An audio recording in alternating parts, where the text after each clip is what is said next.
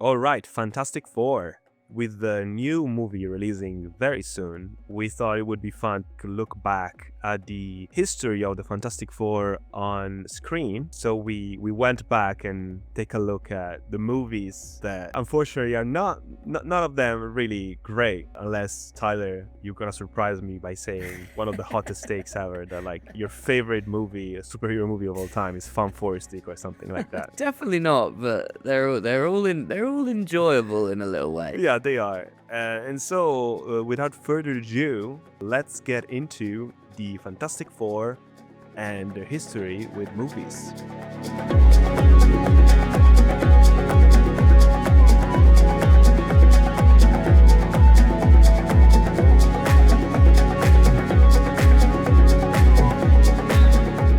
All right, I think the unreleased Fantastic Four movie from 1994 deserves a little mention at the top here. Do you know anything about this movie, man?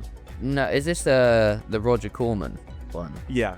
So basically, in the early 90s, the rights for the Fantastic Four were sold by Marvel for a very small amount of money, as it was custom at the time, because no one cared about superheroes. And it ended up with Roger Corman, who was this low-budget specialist producer guy, director. He did everything back in the day. And the movie was executive produced by Corman and this guy, Bernard Aikengar, I don't know how to pronounce this guy. And it was made for $7 and a piece of gum to allow the production house that hold the rights of the Fantastic Four to keep the rights for longer, as it's been done so many times. It's the reason most movies are greenlit nowadays, is to keep the rights. Like all the Sony movies with the Spider-Man kind of like character in them, they're made so that they can hold the rights to the Spider-Man IP. And this one was kind of like a precursor of that trend in Hollywood in a way. And I don't know if you've ever seen any of the clips of this movie and how bad it looks. The movie that we got is actually not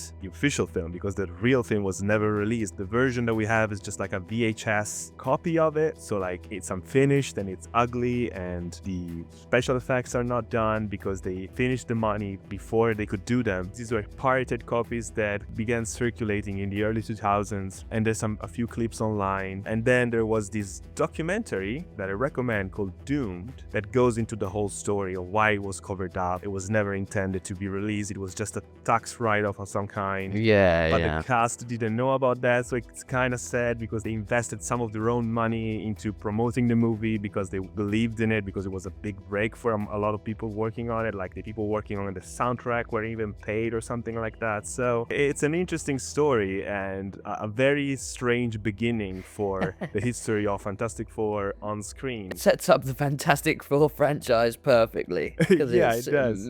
Merged with controversy and disaster. Yeah, exactly. And Roger Corman himself, he did some questionable stuff with this production and other productions too. I think he got paid basically $1 million not to release the movie or something. So questionable stuff for sure. But he was this incredibly prolific, low-budget filmmaker. He made so many movies, and he was known as kind of like a trailblazer in the world of independent filmmaking. Yeah. And he became a legend and was known. I was looking him up on Wikipedia and I found this funny. He became known under various monikers throughout his career, such as the Pope of Pop Cinema and the King of Cult. So given the name of our channel, I thought, it deserved a little mention at the beginning of our video. Yeah. And there's many people who went on to become influential filmmakers who went to the Roger Corman Film School, as they dubbed it, and they would work for little to no money on these crazy shoots and little independent films that he would make. And he is very, very influential in his reach and the people he inspired around him to then go on and create great cinema. So he's probably a lesser known name in the mainstream world of the film industry, but he's an incredibly influential figure. Yes, it is. All right, let's move on to real movie now. As real as a movie can go. Fantastic Four 2005. Exposure to a high-energy cosmic storm could advance our knowledge about planetary life to our future. I don't trust him. We got what we wanted. Directed by Tim Story. My first question for you, Tyler, is who is this guy? My first question is, how is this? This is 27% on Rotten Tomatoes. What a joke. Oh, people have no taste. Just in comparison, I think Ironheart's sitting somewhere at 86% right now. Well, I mean, that just shows you that the reviews cannot be trusted, man. But yeah, the director, Tim Story, I looked him up because I remember his name because I've seen this movie so many times as a kid. I had the DVD of both this and its sequel. And, Tim Story was like this name to me. I was like, oh, it's directed by Tim Story. But I looked him up and I haven't seen any other movie of his. And he does have a rich filmography. He has done a lot of film and TV, so it's not like I've seen the Shaft remake, the 2019 one, which with Samuel L. Jackson. yeah, No. which is not a very good film, and I haven't seen any of these other ones. But this movie, man, this movie is something else. I love it. I hate it. Every other emotion imaginable. I mean, like, I don't know about you, but in 2005, I was like 12. So I was the perfect age to enjoy this uncritically. I was a wee 10-year-old lad There you go. who fucking loved this movie. It was a blessed era of our childhood and early teenagehood. Spider-Man and X-Men and Blade and all these superhero movies. They were so cool. Yeah, and obviously I know you did. We both sort of grow up on animated superhero shows and comic books, and so it was just in that early 2000s, you were just so happy to see these characters get put on the big screen. It was the Yeah. first time it was really getting done in big mainstream cinema, and it was just so exciting to see this happening, and it's starting to feel like you're fleshing out the superhero universe on screen like this. Absolutely. And at the time, we didn't have the critical skills to realize that like a Spider-Man and a Fantastic Four were on two very different levels of quality. They were all great and all fun. There was maybe a little bit of an element that some part of me maybe knew that Spider-Man 2 was better than this. I hope so, anyway. We like to rewrite history here. But, like, it was definitely not the best movie ever made. But I did love it. I did like it enough to ask for my parents to buy me the DVDs. I still have both of them. So, it's a bad movie with a big fat but. And that but is that it did get me into the Fantastic Four as characters. It's thanks to this movie that I read some of the comics and I just enjoy the idea of these four characters, this family doing stuff.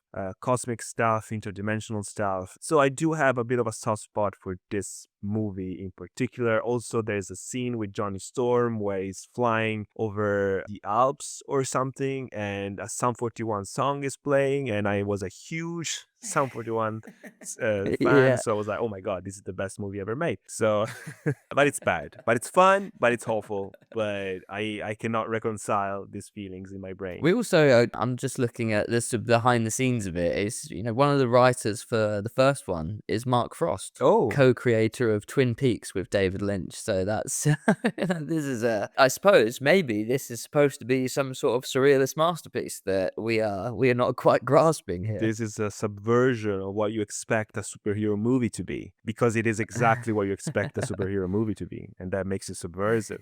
yeah, that is the subversion. Okay, so I thought it would be fun not to really do a play-by-play of the story, because you either know about the story of this movie or you don't really care. Yeah, I suppose if you haven't seen and you don't know, we can just set up the general origin of the Fantastic Four, because we do the exact same story in the next Fantastic Four installment. So And the one coming up, so.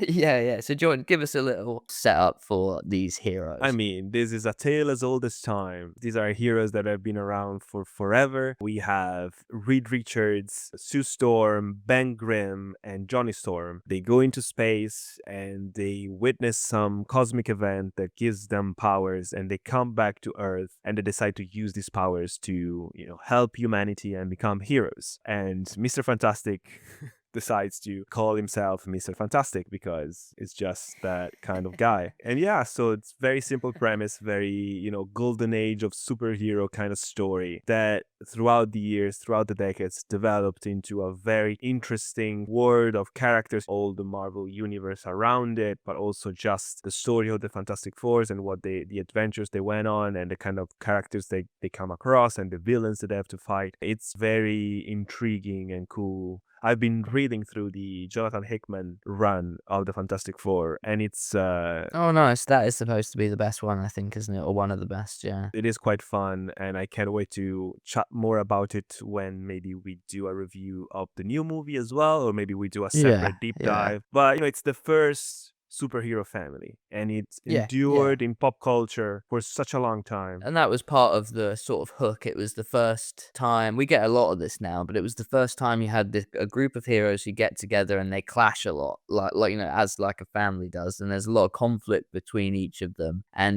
not everybody's always getting along in the team. And I think the Fantastic Four was the first iteration of that kind of concept, which was quite new in like the superhero universe. Yeah, they survived the horrible movies that they made about them, including these ones that, we have a soft spot for, but they're not by any means cinematic masterpieces. So I think there's some value there. Clearly, these characters have endured for a reason. And I think the reason is that they just work and they're just fun. Like you fire and earth and stretching abilities for some reason. And then Sue Storm was this powerhouse, basically the strongest, definitely, of the four. Galactus, an iconic villain that was never done in movie form. We'll get to that with the second Fantastic Four movie. And finally, we're getting it with First Step. So it's a very iconic group of characters, which I think deserve to be portrayed in the right way on screen. And this wasn't the right way, this first Fantastic Four film. Starting with Reed Richards, what are your thoughts, man? It's fine. Visually, it's actually really good. Oh, come on, man. Really? I do not agree with do you that. not think? What's his name? Ian Griffith? Yeah, the actor himself, I think, is fine. It is perfect. It's just the characterization that I don't like. Oh no, that's what I mean. I'm just talking about literally the look. Oh, the of look the of it. actor. Okay, well, I mean, the Yeah, actor yeah. is fine. I thought you meant because even as a kid, it bothered me. The fact that when he stretches, his clothes stretch with him. Oh my! This is not what I'm talking Okay. about at all. I just think literally the look of the actor, and we know he had the silver streak in his hair after they come back from the experiment. That's so funny that the cosmic rays gave him that. Like he wasn't. yeah, it gives him those cool great silver lines. But yeah, no, literally, like, because when I think of, and maybe it's just because of that affiliation I've had with it since a kid, and I've seen the film so many times. But when I think of Mr. Fantastic, I think of this look of him, because I think Ian Griffith is a really good casting visually for it. But yeah, like you said, I don't think he's got any really good lines. We don't see his supreme intelligence worked well into the story at all, and that's his whole thing. He's supposed to be the smartest man in the universe. He's not just a stretchy scientist, and it's a problem. I think, what was I watching? It was when I watched Fantastic Four, the next installment, recently as well, and stretchy powers, they're so hard to do in film. Yeah. It looks so rubbery and so CGI and just doesn't look good. They haven't shown much of Pedro Pascal stretching, did they? I think there's one scene of him in the trailer stretching, and it also looks kind of on the same level as what we've seen before. It's clearly a very hard effect to do well. There's a couple scenes actually in the Josh Trank one where they actually do the stretching looks kind of cool there. Are you really complimenting Fan Stick, man?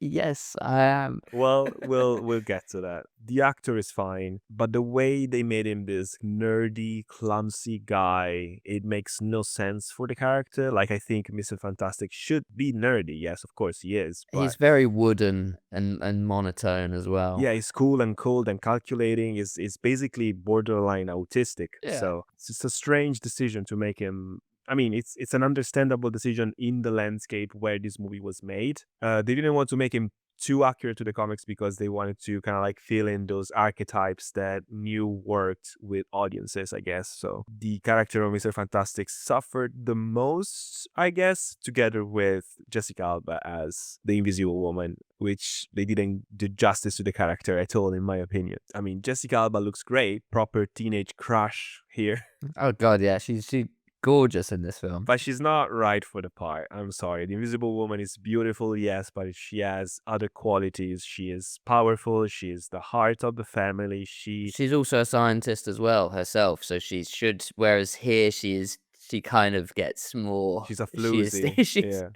Yeah. And what do they have her do? Like, they make her take off the clothes. Yeah, she accidentally gets invisible and gets naked in the street a couple times. For no I reason. think that happens in both these films, actually. Yeah, they had the invisible woman has to strip in front of people scene for some fucking reason. And to be fair, the gaze is not just on her. There is some gaze on Chris Evans' character too. There's a couple scenes when he's barely clothed and That's you true. get flashes of his body and his butt. So The fact is that it makes sense story-wise to have Johnny Storm every once in a while burn through his clothes, but they make her strip in the street in front of like hundreds of people just to like go through this crowd. But then in the next scene, Johnny Storm and Reed Richards are with her anyway, so like, why did she strip? Like, it's just there to be an awkward little moment where we can show Jessica Alba in yes, it's a comedic beat, and also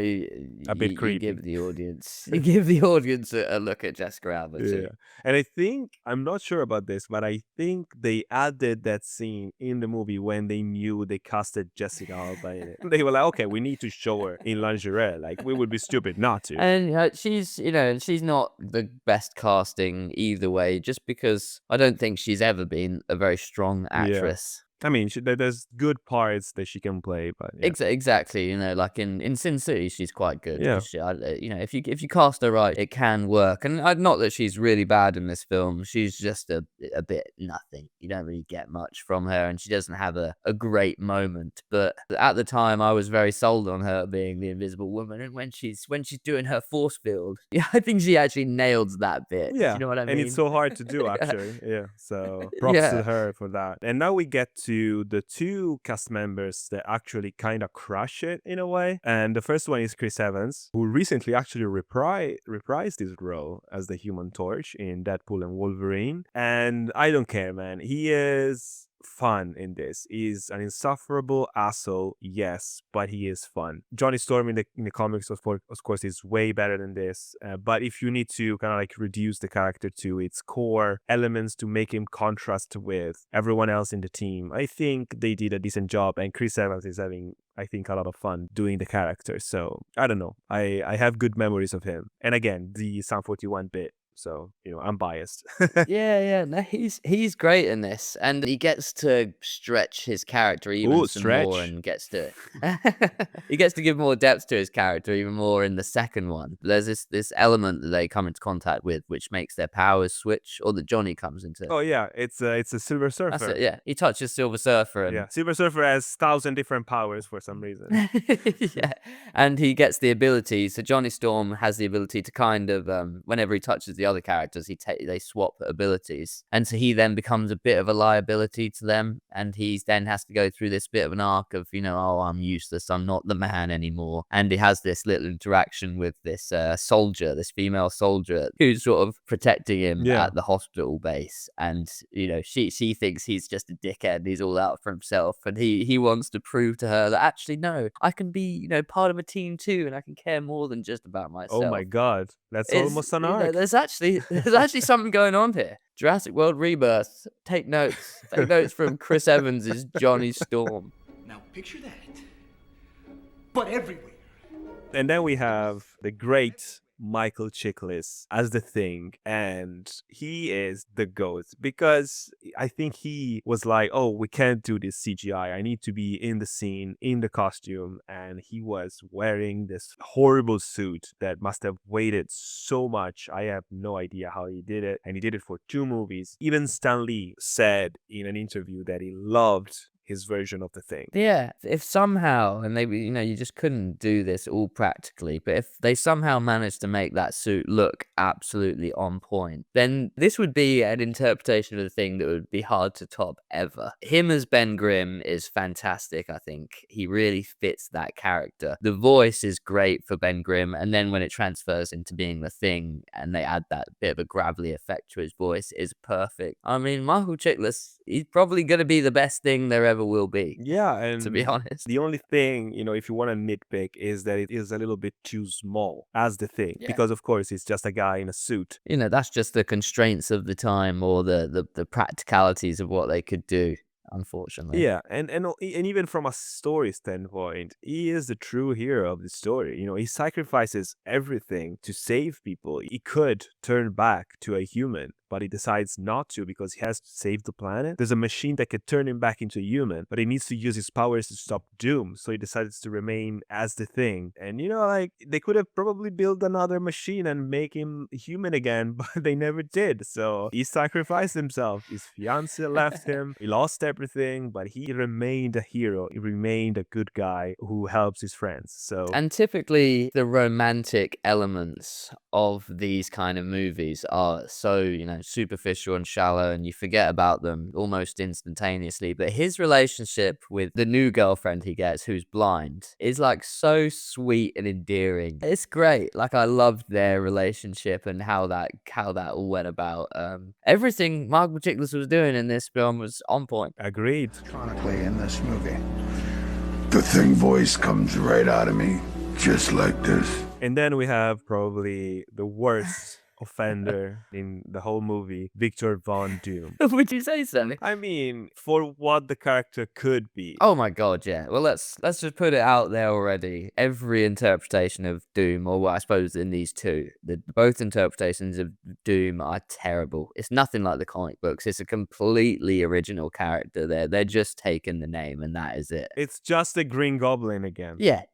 Julian McMahon, who plays Victor Von Doom in these two films, looks right for the part. He looks like a good Victor Von Doom. I believe him. And there's that kind of thing. He gets that scratch on his face, doesn't he? And that's Yeah. what kind of infects him with the powers. He basically just has electricity powers. He turns into Yeah. Storm or something basically in this. But like I really like that, and you see his scar is like down his face, it's turning metallic, and he's like obsessed with it all the time. Like there's a little touches of his character in these films that I quite enjoyed. In the second one, he becomes a bit more sort of over the top and silly. And also kind of like a secondary, like he plays second fiddle to Silver Surfer and then Galactus. Yeah. And But if I'm comparing, I completely forgot in the Yeah. Van Forstick that it was Toby Kebbell who was playing Victor Von Doom, and that is Horrible. not the right look at all. And I love Toby Kebbell. I think he's He's great. underrated actor completely. But I think we mentioned it in our Avengers Doomsday look, and it's you need a Mads Mikkelsen, somebody of that look, a sleek, handsome kind of guy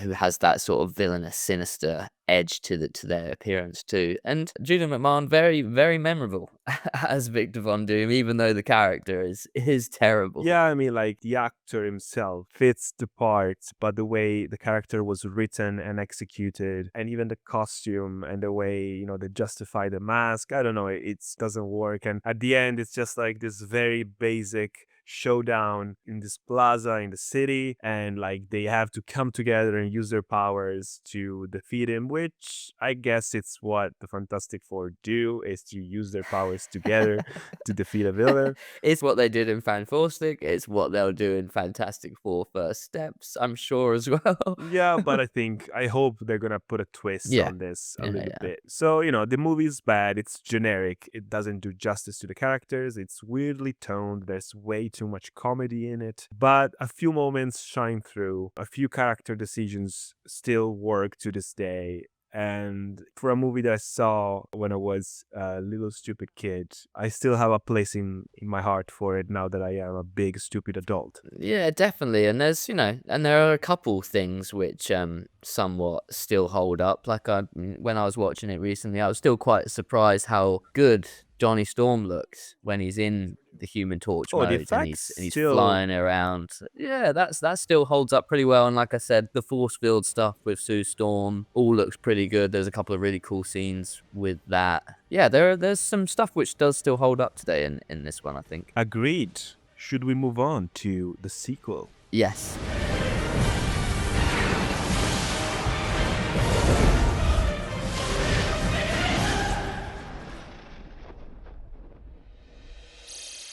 Fantastic Four: Rise of the Silver Surfer came out 2 years after the first one. It was a very quick turnaround. They were like riding the high of the first movie. Is this film better than the first one? That's what I was just thinking. I think maybe in some ways it is. Yeah, I think it's the Fantastic Four themselves are better in the first one. Oh, you think so? I was gonna say they feel better here instead, Oh, like a really? little bit Okay. more established, I guess. Yeah, for me in this one, the Silver Surfer steals the show a little bit. And I think he's really cool in this. And obviously, it's Morpheus, isn't it? It's Doug Jones doing the mocap. Well, not, it wasn't really mocap at the time. It was like a costume, and then they painted CGI over Doug it. Jones is in Hellraiser. Doug Jones, like the creature guy. He did The Shape of Water. He's done a bunch of stuff with Guillermo del Toro. He was Abe Sapiens in the Hellboy movies. Oh, right, yes. I'm thinking of Doug Bradley. Doug Bradley's Hellraiser, isn't he? Yeah, and but they gave him the voice of Lawrence Fishburne. Yeah, and maybe he's quite a compelling character. He is. He's probably the best thing about, if I'm to take both of the films, he's probably the best thing about both of those films. So maybe that's why I enjoy this one a bit more. I think I've seen this way more times than the first one when I was a kid. I loved the Silver Surfer. I thought it was so cool, and I think the effects still hold up today. Oh my god, yeah. Did you see all the comparisons going around with the Silver Surfer with the and new the Silver new Surfer? one? No, I haven't really. If you see them side by side, this one is better because it's, like I said, Doug Jones was on set wearing this weird kind of matte metallic suit. Yeah. And then it was, the visual effects are overlaid on top of that. Whereas I'm pretty sure the actress who's playing the new Silver Surfer in the new film, that she's just all CGI. So, okay. And it shows, like, there's a weird sort of texture to the Silver Surfer in this one, The Rise of the Silver Surfer, that makes him feel a bit alien and a bit weird. Yeah, it's like liquid metal, kind of like the T2. This character of the Silver Surfer shines through and makes it all worthwhile. And even the characters, I feel, are a little bit better here. They try to give them a little bit more character with the wedding and this stuff. Like I remember a scene with Johnny Storm and Sue before the wedding where they had this like heart to heart, and it was like, oh, they're trying to explore these characters. Yeah, and they're expressing that they want to sort of hang up the costume, so to speak, and go live a normal life together. Yeah, you're actually probably right. I think there is a lot more going on in terms of characterization with the full core here. Yeah. I guess, it's slightly better than the first one, but not by much. And also Stan Lee cameos as himself here. Well, he cameoed in the first one too, but like as a postman. Here he cameos as himself as a guest at the wedding. It was one of the best cameos I think he's ever done. It was really funny. And then Galactus is a cloud, which kind of changes my mind as I'm saying it on this whole film. Yeah, that sucked. That's a horrible choice. That's a bad idea. I hate it. Terrible choice. Give me a giant cosmic dude that makes no sense, which is what we're gonna get in this upcoming First Steps movie. So that's great. Yeah, it's so funny when you have a film like this, and I'm just like skimming through some screenshots now, and they have that moment where when they switch powers. Yeah. Chris Evans touches the thing, and he becomes like the Rock, like the Thing version of himself, and they think Galactus in human form is too silly. But they do this. But this, all of this stuff is absolutely fine. That always makes me laugh. It's like, nah, that's taking it too far, having Galactus be this giant sort of cosmic being. It's like, no, don't worry, you're already in that territory. Don't worry, let's just keep going. Yeah, I agree. But yeah, decent movie. Loved it at the time, of course. And again, these movies got me into the comics, got me into these characters, and they did do some good. And they were successful enough that they made 2 of them, and they wanted to do a third one. I think all the actors signed on for a third film, but then that never materialized. And then just before we move on, the second one has probably the coolest scene out of all 3, and it's being ripped off in the new one when Silver Surfer first comes into view of our characters, and we see Johnny Storm chasing him, and he chases him up into the sky, and Silver Surfer grabs him by the throat and takes him up into space. No atmosphere, so there's no oxygen, so Johnny Storm's fire goes out, and he drops him down from space, and we get this floating shot behind Johnny Storm of Silver Surfer as he shoots off back into space. So cool. Like I can see the shot still in my head now, and they do the exact same thing in Fantastic Four First Steps. So it's it's hey, they're taking inspiration from this one still. So. Copycats, even though they're acting like these old movies, no one likes them and no one cares, but they're still taking some inspiration from them, which, is a testament to some of the quality in these.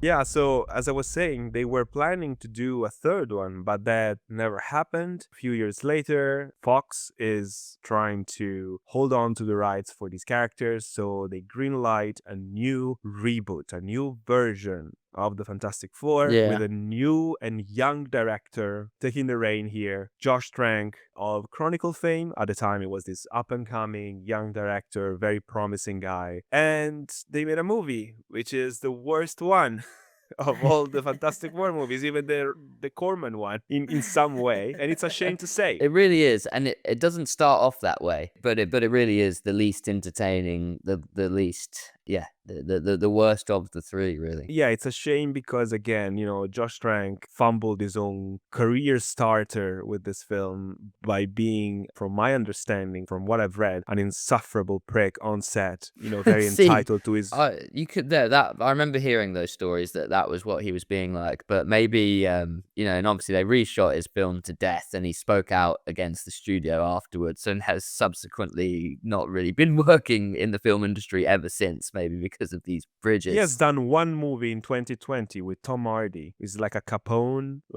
biopic, and that's it. Oh, that was him, was it? Oh, interesting. Yeah. Okay. Yeah. Is it a case of, was he an insufferable prick on set and was hard to work with, or did he, have his vision? He was brought on to make his vision, and then they wanted to completely change it, and he was just stubborn and said no. I'm pretty sure it's a mix of both. Yes, I'd believe so. I would be more leaning towards Josh Trank's side, because I can imagine how frustrating it can be when a studio is like, oh no, let's remove this scene that you love entirely because we don't have the budget or we don't think it will test well with audiences. So, I would be more on his side, but I did read that it wasn't a good presence on set, so he didn't try to make the best of a bad situation. He just closed off and drank and I know didn't do a very good job. He disappeared from set for a while and things like that. And they had to reshoot a bunch of stuff that he did because it wasn't up to snuff. So it's definitely a mix of responsibilities from both sides. Yeah, for sure. And I'm not pointing the fingers to anyone in particular. The end result speaks for itself. And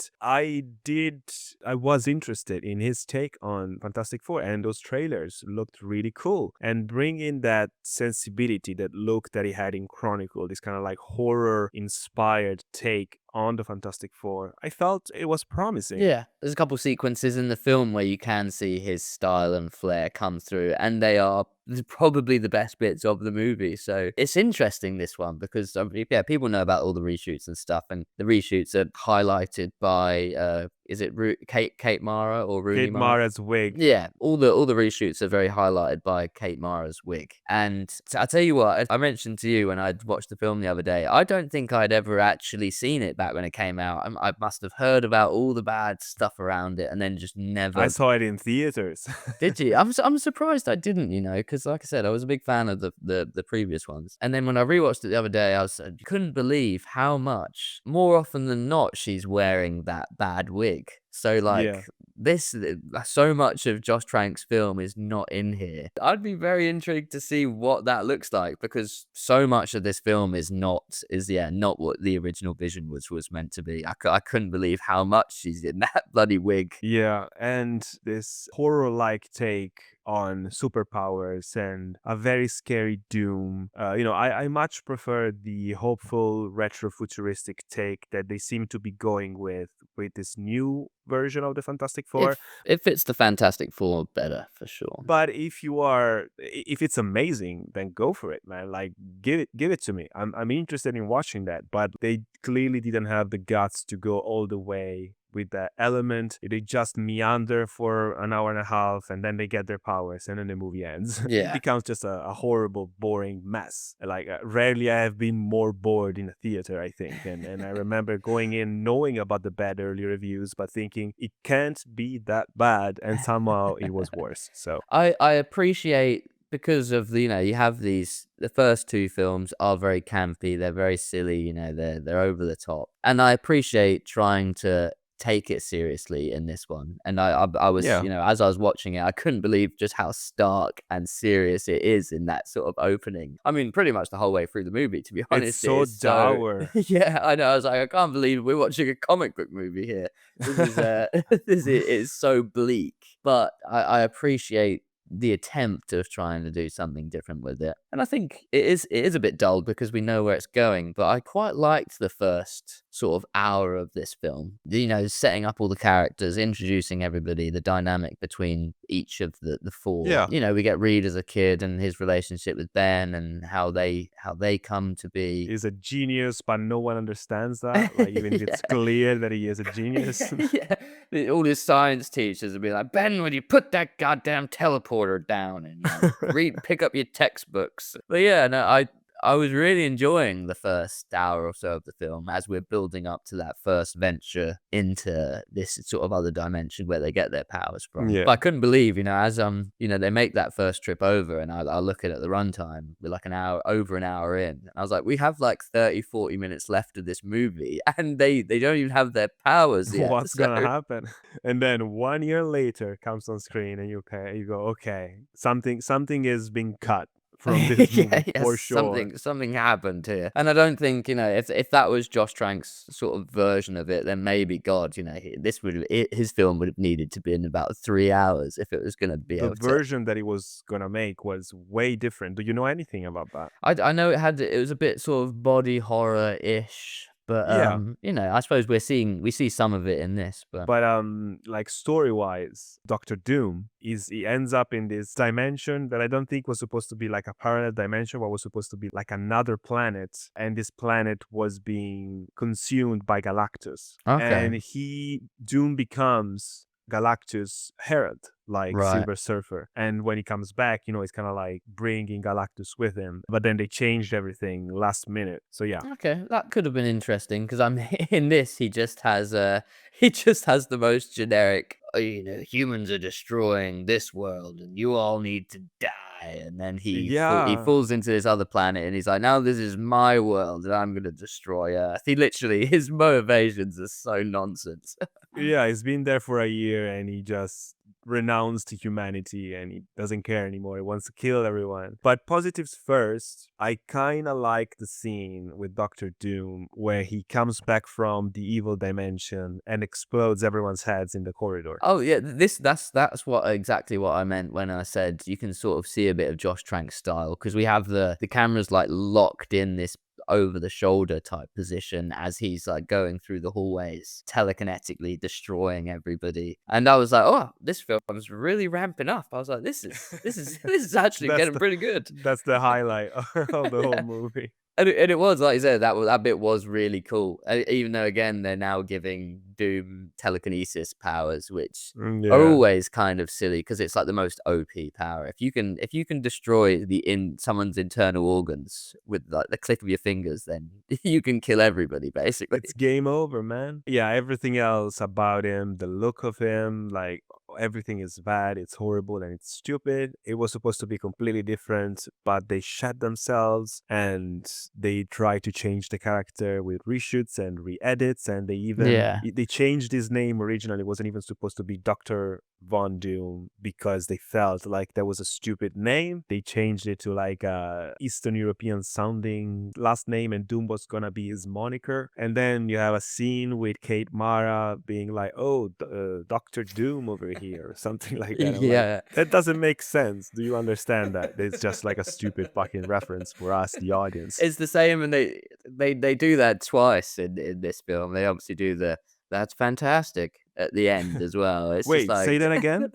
yeah, it's so dumb. But I also really thought the guy who plays Franklin Baxter was a bit of a shine in this film too.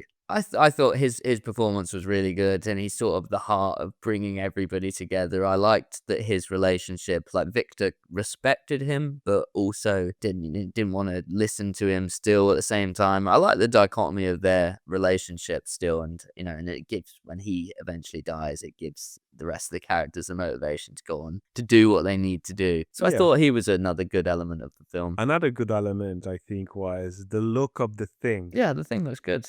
Even though casting was poor. Yeah, casting was poor, but I feel like I like how big and scary it is, except for the fact that he is naked the whole time, which I found upsetting. Where is his rock penis?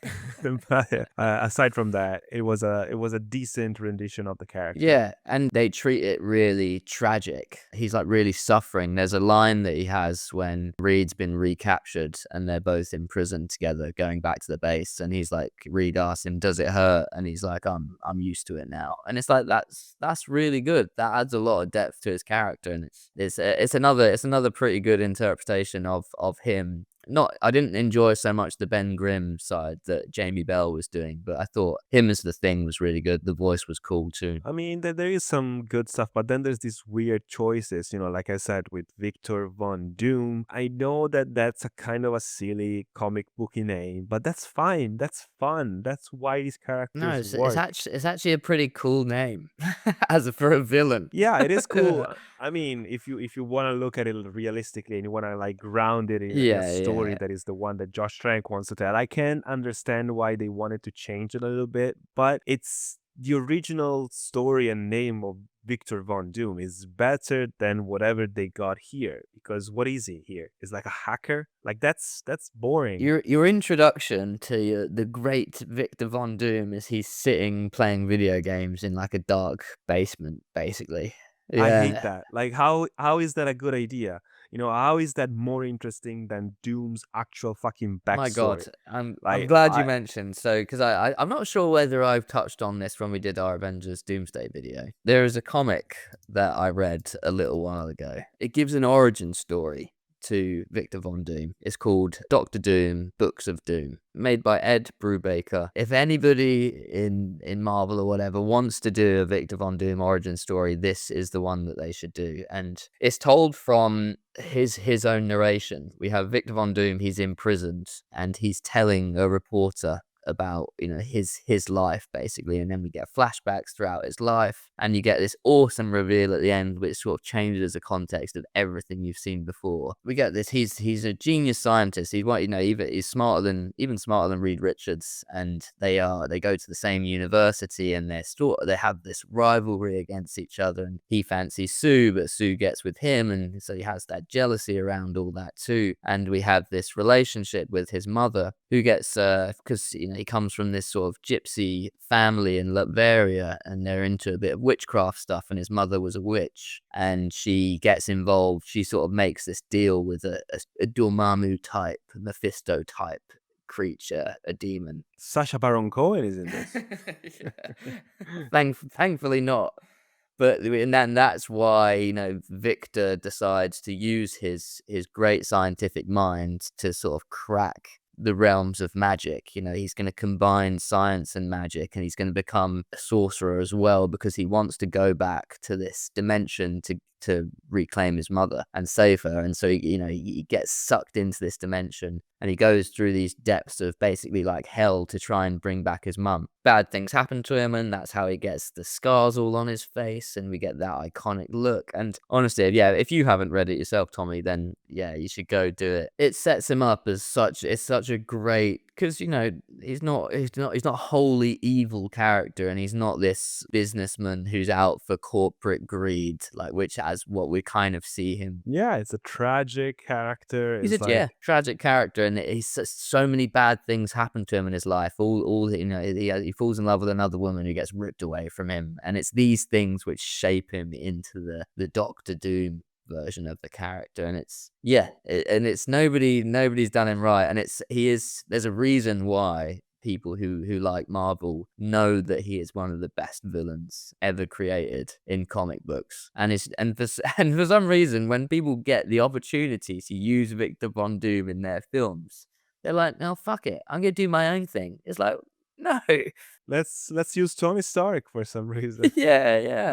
I mean, I am interested in that take, and I really want to see that. But I do also want to see a comic accurate representation of Von Doom, and I think we'll never get that. I don't know. We'll Look, I see. think the problem is there's such a depth to the character. You'd need to, if you're gonna do Victor Von Doom, you need to give him the same level of gravitas you gave Thanos, and he has to have his own film first. And he needs to be the central Yeah. character of the movie, and then in the second or third movie or whatever, he becomes the antagonist, and he has a little bit less screen time. But it requires a whole feature-length film to set up Victor Von Doom properly. Yeah, they're rushing it. They're very much rushing it, and we'll see if it pays off. And I really hope it does, and I really hope that the next few Marvel movies are fucking amazing. But, I have no reason to know that for sure, because the outings have been mixed, to say the least. But, Fun Four Stick, going back to our little preview, was an interesting experiment that failed spectacularly, that destroyed the career of a promising young director, and put the whole idea of a Fantastic Four movie on the back burner for a very long time. And I still remember, like when Marvel was going strong and everyone was like, okay, they're gonna finally do the Fantastic Four. Oh, they acquired Fox. The new Fantastic Four, the real rendition of the Fantastic Four is just a couple of years away, but then it never happened. And now it finally is gonna happen, and it's gonna be the linchpin on which everything else stands on in the Marvel Cinematic Universe moving forward. Because as I mentioned in our recent conversation about this, if this movie fails, if this movie is not as good as it needs to be, then everything else is also kind of doomed, pun very much intended. Yeah. Because how can you build a new interesting universe for Marvel if you don't get this first family right, and you just go back to the other characters that you've done to death already? And who really wants to see a Thor 5? Yeah, I mean, I would be if it up for was it, done but well and not made by Taika Waititi, then yeah, for sure. yeah. Yeah, so we'll do a similar thing. So Miles Teller as Mr. Fantastic, better or worse? What are you going for? Worse. Worse than Eon Griffith. Oh, Ian Griffith at least looks the part a little bit. Miles Teller is great actor, don't get me wrong, but he's Yeah. completely miscast here. It's really bad. Yeah, and he doesn't. I think he, as his kid version, he gets a bit more almost characterization around his genius. But yeah, he's a bit underutilized here because Miles Teller is really good. It So is. yeah, I would say worse than the first interpretation. So you then go Kate Mara Sue Storm versus Jessica Alba Sue Storm. Who are you going for? Oh, this one is brutal, man. Because I didn't like Kate mean, Mara's quirk of always listening to music and that sort of pattern recognition thing she she brings was up. so generic. Yeah, but at least she is a scientist here, and she's treated as an intelligent character, whereas I feel like Sue Storm is more just eye candy in Jessica Alba's version. That's true. And it's great eye candy, and that's why I'm confused on which one I should choose. My little boy version of me inside is like, choose Jessica Alba, how dare you betray her? But yeah, Kate Mara is probably a better character overall, but I do not like either of them that much. So yeah, No, that is quite a tough one, that one. And then let's go Jamie Bell's The Thing versus Michael Chiklis The Thing. This is easy. I mean, should we even stop here? It's Michael Chiklis for Yeah, sure. as we know, Michael Chiklis, legendary status. And then obviously Chris Evans is going to be the winner here too. But I thought Michael B. Jordan did a similarly He did a good job. good interpretation of the character here. It just has less to work with. It's just a character that comes off as, because Chris Evans still manages to bring some charm, even though the character is very insufferable and very you over still the top. you can have that. You want that dickhead character to be like, oh, just be nice to everyone. Let's get along with the group. You're urging for that to happen, even though you sort of dislike them in a way. Do you know what I mean? Yeah, but his relationship to the Thing, they bicker and they fight, but it's still in good fun, and it never feels I mean, it is a bit mean-spirited, but it's still fun. But here, they don't really establish a relationship. But then at some point, they're like, oh, wait, we need to establish that Johnny and the Thing do not like each other. And there's this scene, I don't remember, it's towards the Oh end my god, it's where at the it's very like, end. all of a sudden, he's being like a complete asshole. It's like, oh, what are you going to call yourself? The thing that nobody wanted? That And I is was like, why are you being mean? That is literally that last moment in the film before they do the, oh, it's fantastic. And Yeah. like you said, like I don't think Michael B. Human Torch or the Thing have even talked really before that moment. So it's like, oh, that's actually just horrible what you just said to him. And especially because you're establishing this version of the Thing to be this horrible burden on the character that He's is like in literally constant suffering pain. in pain. Yeah. Yeah. And you're like, oh, you suck, by the way. What did I do to you? Like, what the fuck? Yeah, that was so out of place, that bit at the end. Yeah, there's a lot of out of place stuff. Like, it's probably because this movie was edited into oblivion. So all the stuff that probably made sense on the page at some point just lost all meaning. And it became a jumbled mess. Yeah. So we're saying, so the superior of the three is Fantastic Four: The Rise of the Silver Surfer. That's the high point of the franchise so far, for sure. And where do you think Fantastic Four: First Steps is gonna fall into that little somewhat ranking we've got there? If you asked me a year ago, I would have told you this is gonna be the best Fantastic Four movie ever made, and it's probably gonna be one of the best Marvel movies, because I felt like Marvel needs to get these characters right. Marvel needs for this movie to work, and they will do everything in their power for it to work. And so they're gonna hire great. Just as a reminder to our viewers, Tommy was hit by a car a year ago, and he was in a comatose state, and he was part vegetable. So that's sorry, just to give you that context. Yeah, I mean, that's necessary to understand my reasoning. No, I mean, like, I felt like, oh man, they're gonna hire great talent to do this. Yeah. It felt like this could be really fun and really different with this retro-futuristic take, and it just felt right. It just felt okay. They need to make this the best movie we had in a while, and I still really hope it is, because it has all the elements that I've always wanted in a Fantastic Four movie. We have Galactus, we have a bunch of like zany, campy stuff from the early days of the Fantastic Four, the Kirby era of like just weirdness. And yeah, I really hope that it's good. But we've seen some of the clips, we've heard some of the rumors of Marvel not being super happy with the final product, and seeing everything else that Marvel has put out in the last few years, I am still cautiously optimistic, but way less excited than I was when they first announced the movie. So. Yeah, it'd be pretty shocking if it's not the best of these bunch. It really should be. Yeah. But yeah, it just determines on that entertainment value. How fun is it? We went back and watched these films and I definitely did, and I'm sure you did. Had fun watching some of these old films again. Absolutely. Will it retain that entertainment factor? Yeah, I'm not too sure, but I predict that it will be the best of the bunch, and I really hope that is the case, because the bar's not crazy high here. So actually, I wasn't thinking straight when I said that, because we already have the best Fantastic Four movie ever made, and that's called The Incredibles. Yeah, that's true. That is true, and that will certainly not be topped by Fantastic Four: First Steps. Unfortunately, it won't. It probably will top The Incredibles 2. But yes, yeah. And then we'll get The Incredibles live action remake, and then Fantastic Four will really be doomed.